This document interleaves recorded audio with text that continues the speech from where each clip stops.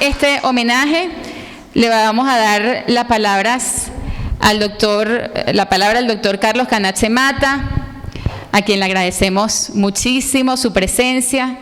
Él es médico y abogado, médico cum laude y abogado summa cum laude. Es de Píritu, del estado Anzoátegui, fue presidente de Acción Democrática, secretario general de Acción Democrática, 35 años como diputado, presidente de la Cámara de Diputados del año 79 al año 80 y fue un año senador. Tenemos el honor de tenerlo aquí para dar un testimonio de Godofredo González, siempre desde las filas de su partido Acción Democrática. Gracias, doctor Canache, por estar aquí. Me he sentido muy honrado por la invitación que familiares del doctor Godofredo González me han hecho para participar en este acto en que homenajeamos al doctor Godofredo González, un gran venezolano. Cuando se pasa el otoño de la vida y se entra ya en el escenario de la vejez, cumplí en el pasado mes de septiembre 94 años de edad, nos asaltan con frecuencia y con nostalgia los recuerdos. Pero hoy, en esta ocasión, esos recuerdos, esas nostalgias, han vuelto a mí con mayor fuerza y con mayor intensidad. Escuchamos las palabras de Godofredo, a pesar de la diferencia de edad, que no era mucha por lo demás, nos tratábamos llamándonos por nuestros nombres. Godofredo, escuchamos sus palabras que pronunció el 1 de enero por la radio de Maracay. Le prestó siempre Godofredo eminente servicio al país. Cuando cae la dictadura de Marcos Pérez Jiménez, el 23 de enero de 1958, los tres principales partidos del país, Acción Democrática, COPEI, Unión Republicana Democrática, poniendo los intereses partidistas por debajo del gran interés nacional, convinieron y firmaron el conocido Pacto de Punto Fijo, el 31 de octubre de 1958. Allí se comprometían los tres partidos a que, independientemente de los resultados de las elecciones que se iban a celebrar en el mes de diciembre de ese año, se comprometían, los partidos a formar un gobierno de coalición. Triunfante la candidatura presidencial de Rómulo Betancourt, se cumplió ese pacto, integrado inicialmente en los 2 primeros años por Acción Democrática, COPEI y URD.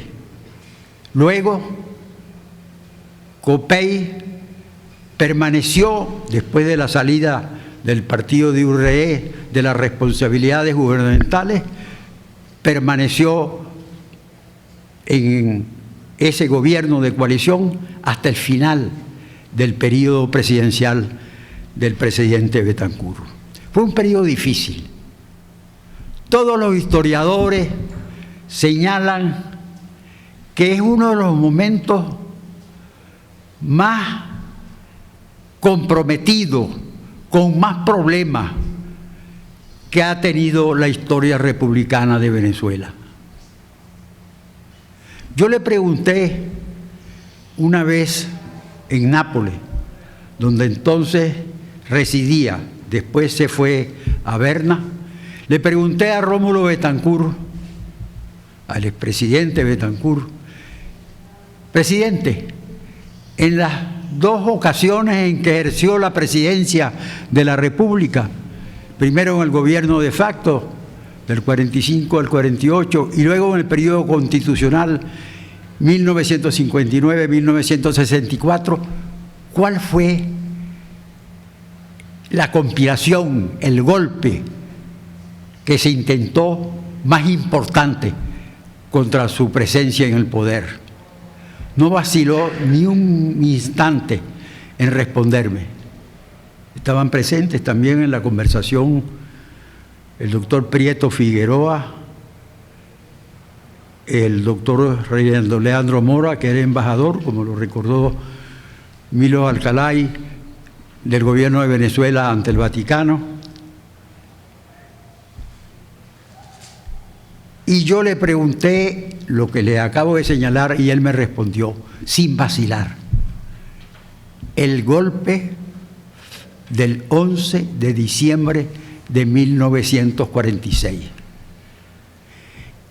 en el gobierno de facto, y el carupanazo, los llamados carupanazo y porteñazo durante el gobierno constitucional.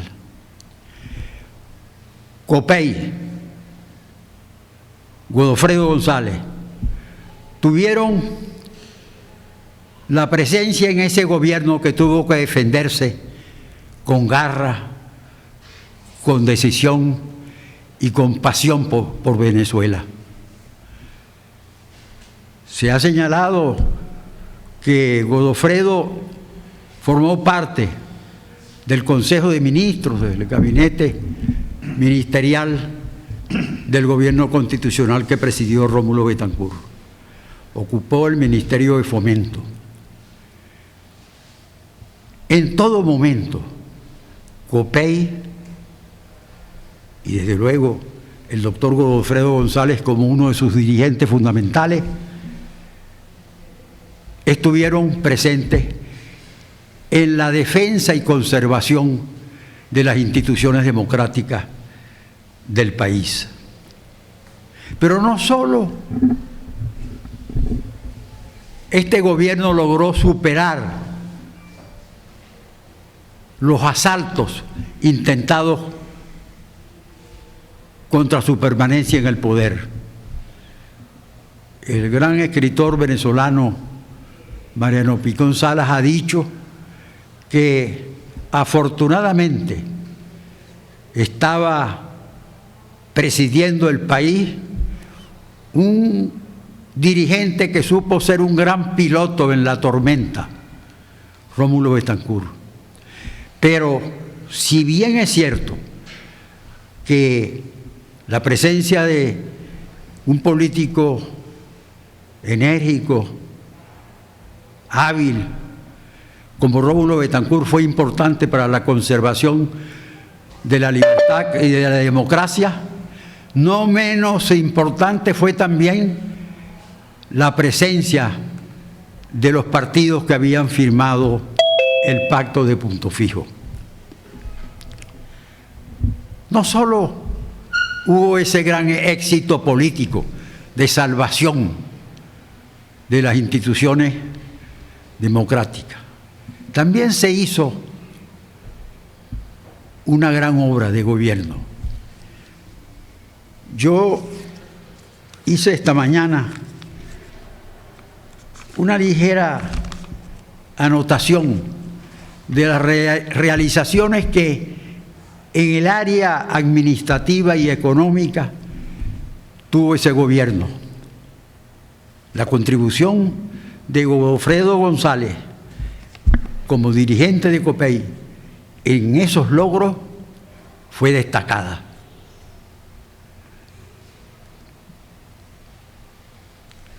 Para 1963, año final del gobierno constitucional del presidente Betancur, ya tenía Venezuela, después de una etapa recesiva, un crecimiento del Producto Territorial Bruto, es decir, de la economía nacional, de los bienes y servicios que se producen anualmente en una nación, que se llama PTB o Producto Interno Bruto, ya tenía un crecimiento del 5,8%. Dentro de ese crecimiento del Producto Interno Bruto, PIB o PTB, el Producto Industrial creció a un ritmo del 8% anual. El Producto Agrícola creció a una tasa anual del 6,5%. No olvidemos que Godofredo fue un ministro de la Economía, ministro de Fomento en ese gobierno. En el mismo sector agrícola, la reforma agraria logró asentar 1.700.000 familias campesinas en una extensión de tierras laborales, cultivables, muy apreciables. El alto costo de la vida tuvo apenas una tasa anual de crecimiento durante todo el quinquenio del 1%. Ahora sabemos que tenemos tasas de crecimiento anuales hiperinflacionarias de centenares o miles por ciento. La distribución del ingreso nacional, de la riqueza producida en el país, se logró que fuera más justa en ese periodo constitucional 1959-1964 y llegó a repartirse, a distribuirse ese ingreso en esta forma: un 64% para el sector trabajo y solo un 36% para el sector capital. Se creó la Corporación Venezolana del Petróleo, que permitió una intervención directa del Estado en el negocio, del cual depende, por lo demás, en forma importante, la economía nacional. Justamente con ese crecimiento que antes señalé de la economía y del sector industrial y del sector agrícola, iniciamos a disminuir la dependencia petrolera que el país tiene desde el año 1926, cuando el petróleo significó en el renglón de las exportaciones un nivel mayor que el que tenían las exportaciones no tradicionales. Se creó la OPEC el 13 de septiembre de 1960. Tuvo una participación importante Venezuela en la creación de ese organismo que es el instrumento más valioso que los países en procesos de vías de desarrollo han llegado a ejecutar en beneficio de buenos precios para sus materias primas. En servicios públicos voy a mencionar solo 2, 3 datos. Para 1958, solo 1.600.000 personas recibían el servicio de agua potable. Cuando termina el gobierno, del cual formaba parte Godofredo González, en vez de 1.600.000 personas, eran 3.400.000 venezolanos los que recibían en Venezuela el servicio de agua potable. En electricidad, el consumo para usos industriales y para usos domésticos se duplicó. Ya sabemos los problemas que tenemos hoy en día en ese servicio tan importante. En educación se cumplió una verdadera hazaña. Se redujo al 21% la tasa de analfabetismo. Se duplicó la población escolar desde el preescolar hasta el nivel universitario. El presupuesto de educación pasó del 3% al 10,7%. En salud pública se redujeron, no tengo las cifras exactas a la mano, se redujeron las tasas de mortalidad infantil y de mortalidad general de una manera considerable. Y por eso la expectativa de vida que cuando comenzó el gobierno constitucional que tenían los venezolanos al nacer, que era de 63 años, pasó a ser de 66 años. Y sobre todo, durante esos 5 años del gobierno constitucional, se hicieron esfuerzos, empezando desde el presidente de la República, pasando por los ministros y por los gobernadores de Estado y presidentes de institutos autónomos y de empresas del Estado, se hicieron esfuerzos para defender, para practicar, para que existiera la moralidad administrativa. Manejar, como decía el presidente Betancur, con las manos lavadas con agua y jabón, los dineros públicos. Cuando el presidente Betancur salió del poder, tuvimos los parlamentarios de Acción Democrática que dar, no recuerdo si una quincena o una mensualidad de nuestra dieta parlamentaria para la adquisición de la Quinta Pacairigua, donde vivió, después de regresar de Europa, sus últimos años el expresidente. Manfredo González, en sus palabras, dijo que debía volverse en este tiempo a un nuevo pacto de punto fijo. Desgraciadamente, eso no se ha logrado. Hay una dispersión en el seno de las fuerzas democráticas. Hemos visto el episodio grotesco, monstruoso, que se está todavía escenificando en el estado Barinas. Se ha desconocido el triunfo del candidato más importante de los sectores de la oposición, Freddy Superlano, declarándose que él estaba inhabilitado por una decisión de la Contraloría General de la República, violando, lo señalé en un artículo reciente que escribí en un portal digital, violando el artículo 42 de la Constitución Nacional, la Constitución vigente.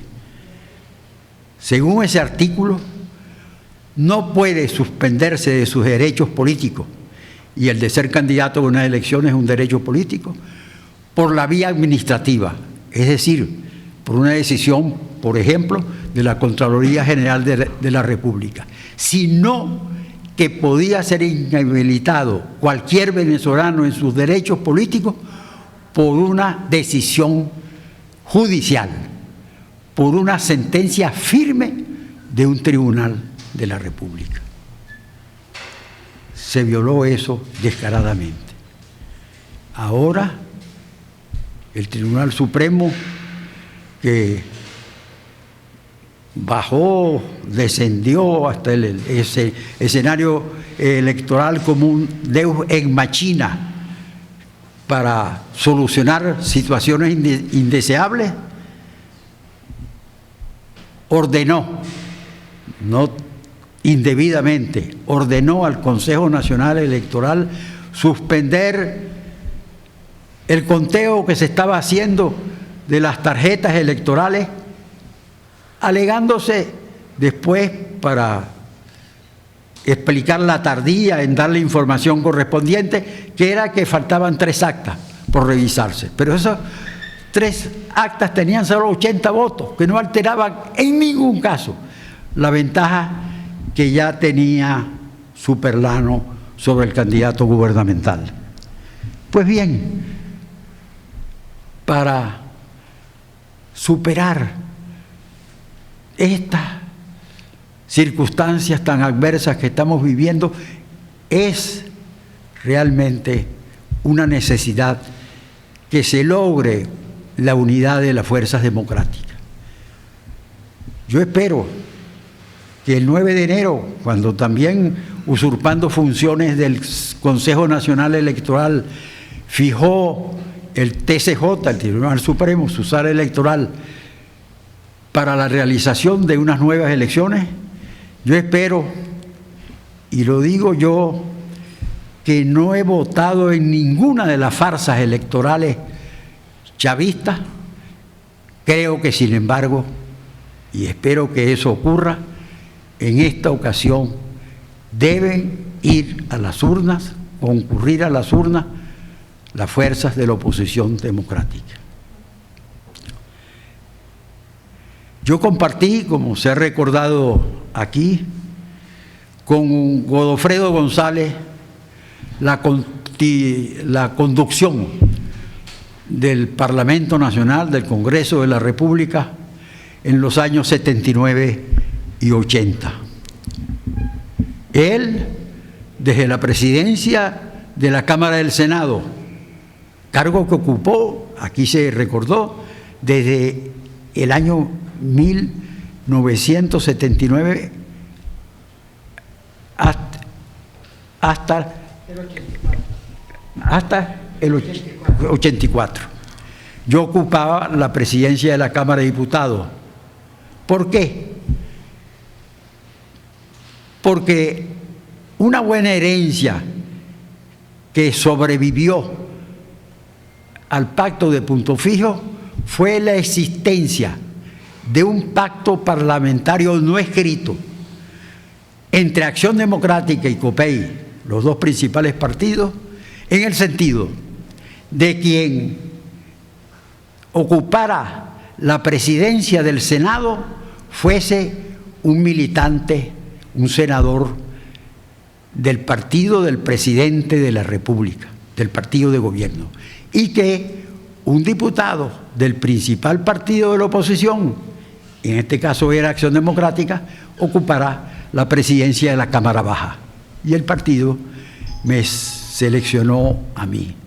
Por cierto, que no tenía pensado referirme a ese tema, pero como Mercedes Maravé, la nieta de Godofredo, recordó que el caso Sierra Nevada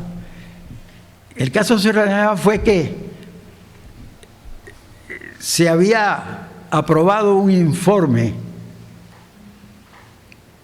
elaborado en la Cámara de Diputados en el cual se declaraba la responsabilidad política, no la moral, pero tampoco, y eso se te escapó, Mercedes, tampoco la moral, la responsabilidad administrativa, en las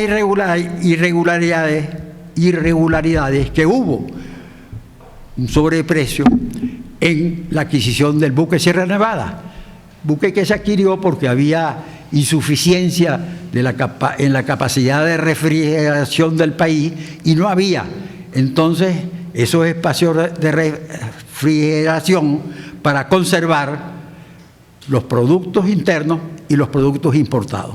Por eso se adquirió ese buque frigorífico llamado Sierra Nevada. Cuando presenta la comisión que se designó en la Cámara de Diputados para investigar esas irregularidades en la adquisición del buque, tenía mayoría los partidos de la oposición, 3-2, 2 de Acción Democrática. Al presentar el informe a la comisión, yo bajé desde la presidencia a conversar con los jefes de las fracciones y les dije, mire, yo creo que como está involucrado, se menciona, se hace referencia en este informe y en este caso del Sierra Nevada a un miembro de la otra Cámara, el expresidente Carlos Andrés Pérez, que era senador vitalicio, de acuerdo con lo que dispone la Constitucional, hagamos el debate de este informe en sesión conjunta de las dos cámaras. Se aceptó eso, se hizo el debate en las dos cámaras y se hizo ese debate en unos 3 o 4 sesiones. Y allí se modificó el informe de la comisión que lo había elaborado, repito, en la Cámara de Diputados.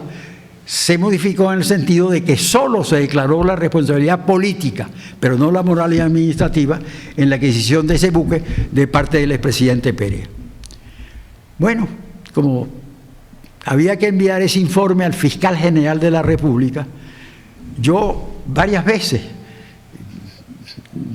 iba desde el despacho de la presidencia de diputados hasta la presidencia del Senado, teniendo en un costado el salón elíptico, hablar con Godofredo, vamos a enviar este informe. Pero como se resolvió que ya junto con el informe y las proposiciones aprobadas se adjuntara los discursos pronunciados durante el debate en la sesión conjunta, entonces se tardó mucho el envío de ese informe.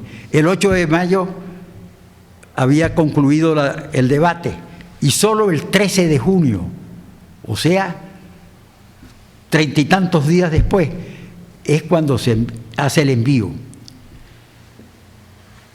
Yo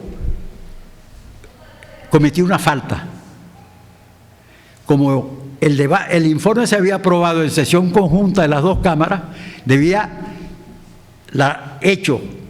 ser hecha la remisión de ese informe al fiscal con la firma de los dos presidentes.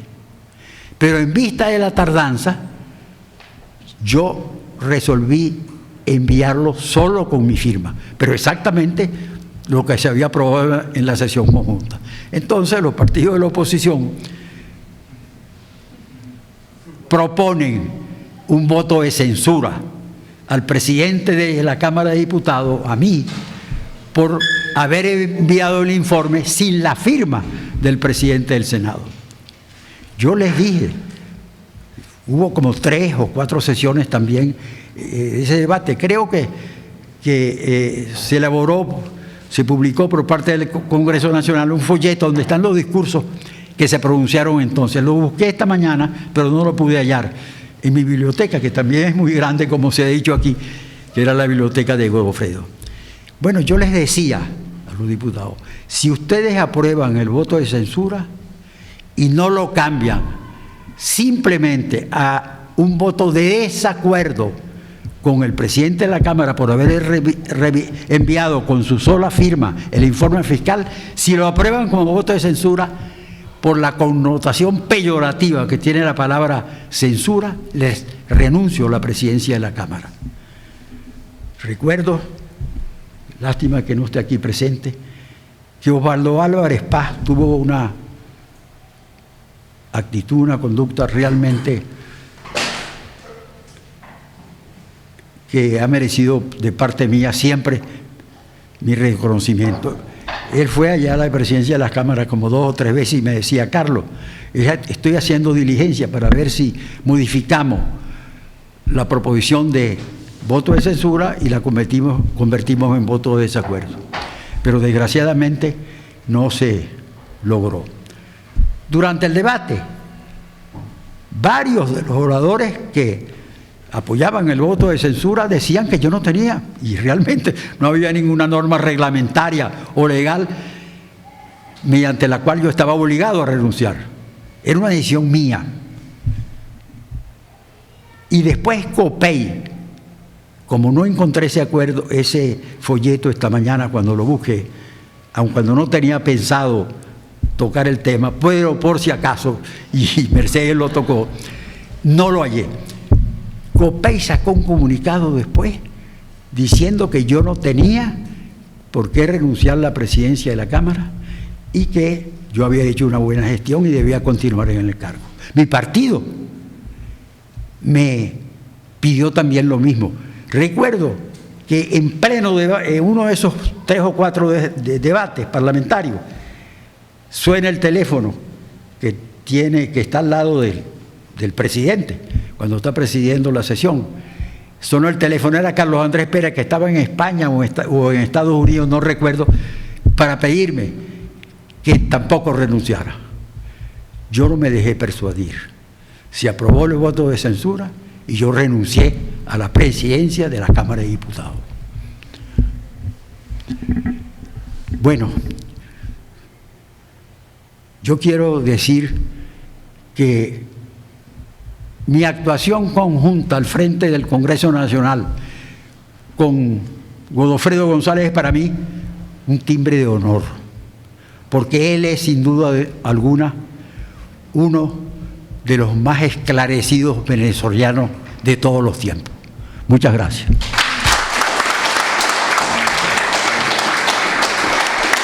Por concluido el acto centenario de mi abuelo, de Godofredo González. 100 años después estamos como volviendo a empezar, ¿verdad? Una última cosa es que recuerdo que en los archivos hemerográficos de Godofredo, una de las noticias que más se repiten es la apertura e inauguración de industrias, de fábricas en Venezuela, durante sus años de ministro de Fomento. Así que bueno, que la memoria de Godofredo, la presencia del doctor Canache, de Milos Alcalay, nos inspiren para esta nueva era democrática que tenemos que refundar. Gracias a todos por venir.